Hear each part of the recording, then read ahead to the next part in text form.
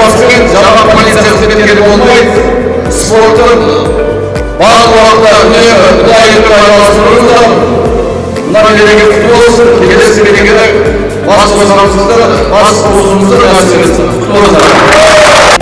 Басшыларға осыны ұйымдастыру алқаларына көп рахметімізді айтқымыз келеді. Әрқашан еліміз аман болсын, жұртымыз тыныш болсын. Барша қазақстандық полиция қызметкерлерін айтулы